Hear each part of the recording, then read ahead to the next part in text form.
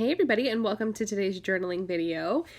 If you are new here, welcome. I just want to say thank you for tuning in to today's video.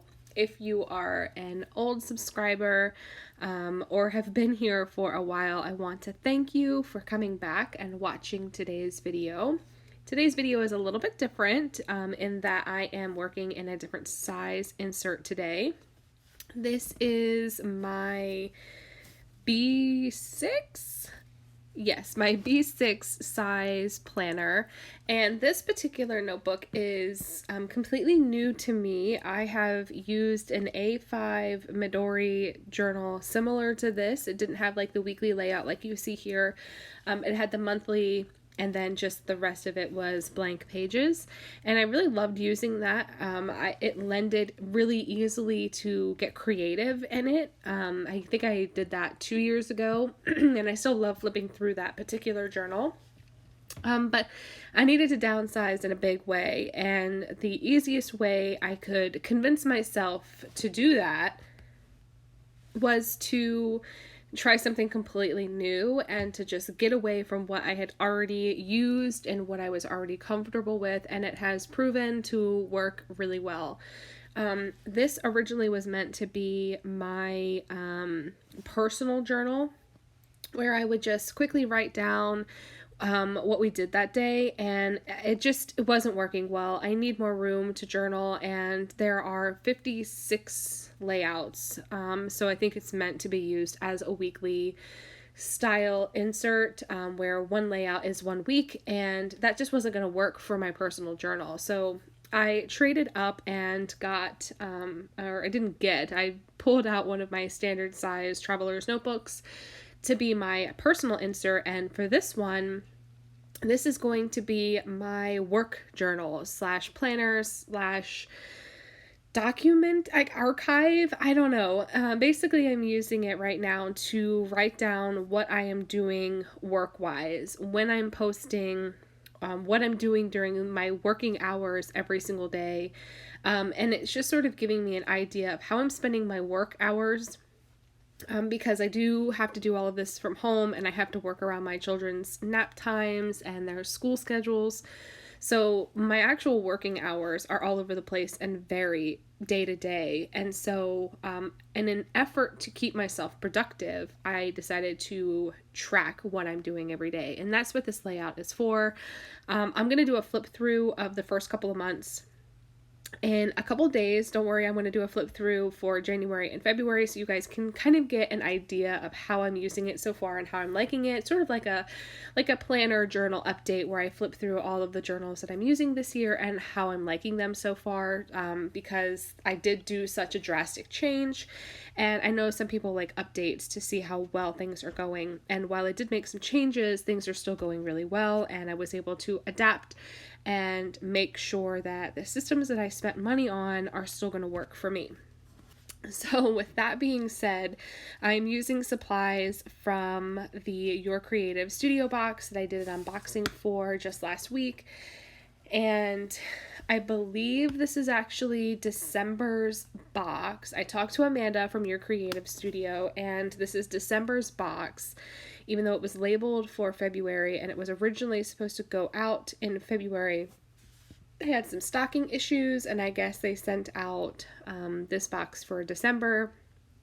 I don't know exactly what's going on. I was a little bit confused, but I opened it in February and it seems very February, so I'm calling it the February box. It's labeled as such on my unboxing video, but I think technically it is meant to be the December's box, so I don't know. I'll let you guys sort that out on your own.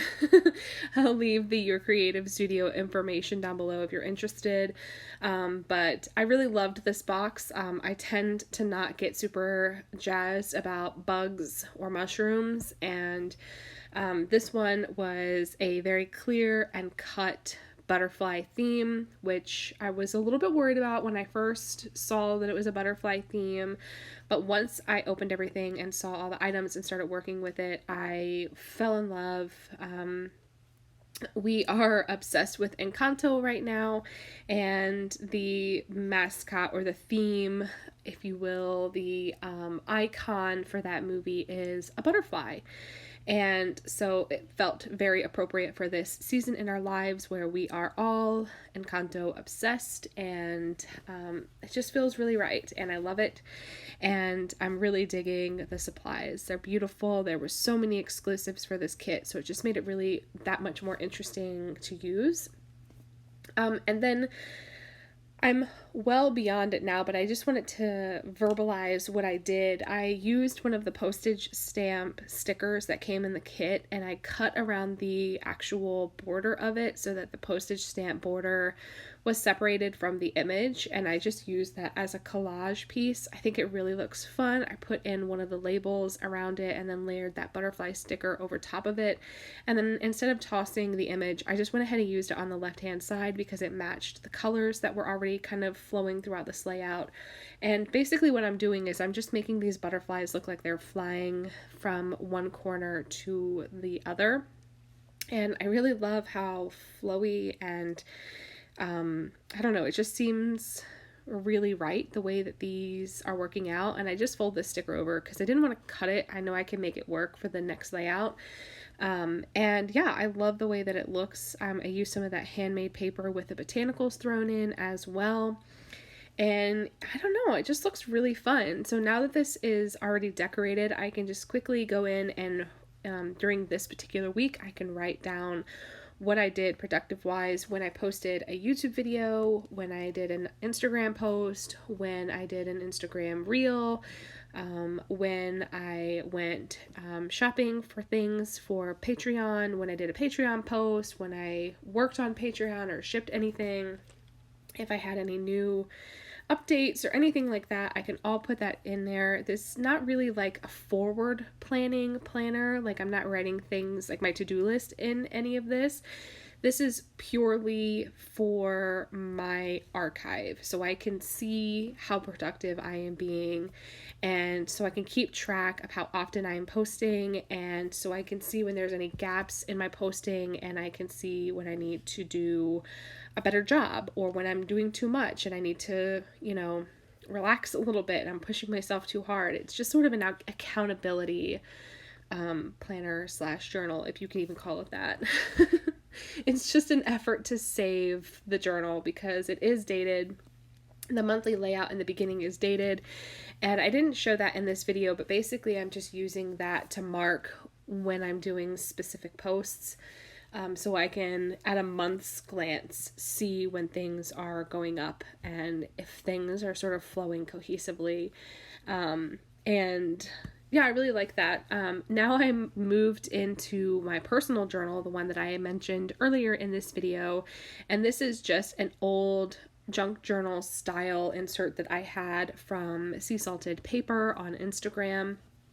She makes these really lovely inserts with vintage paper, and this one has vintage ledgers and grids and onion skin and music paper and receipts, and I mean it's the perfect junk journal style insert, and I really wanted to change things up this year, and instead of just using a blank insert, in an effort to completely change my game up a little bit, as I said earlier, which is what I wanted to do, I decided to use this insert. I think I've got 4 of these things now, and they're so thick, there's so many pages in it, that I'm probably going to be able to get 6 or more months in this particular insert, so that's great for me.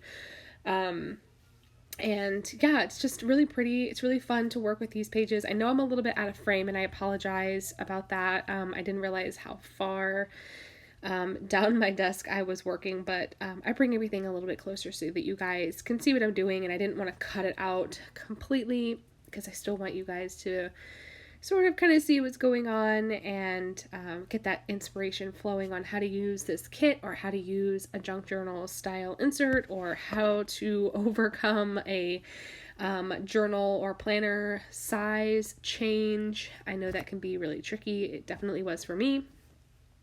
But yeah, I think it's going really well. I hope everyone is doing well and enjoying February. Things are going really well here. If you had seen my previous video, I mentioned that after over 2 years, the Hand household finally was welcomed with COVID, and we got really, really, really lucky.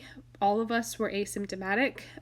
Well, not all of us. We were both, I guess we were mostly asymptomatic. The kids did get a little bit of a cough, and that was it. They were fever free, just a little bit of a cough. And I was asymptomatic, just a little bit of a fever randomly here and there. And Mr. Hand just had fatigue. So we got really lucky, but we're all doing well. I hope everyone else is doing well. Here's a close-up of all those layouts so that you guys can see how everything came together. And that's it. I will catch you guys later. Thank you so much for hanging out with me. Bye.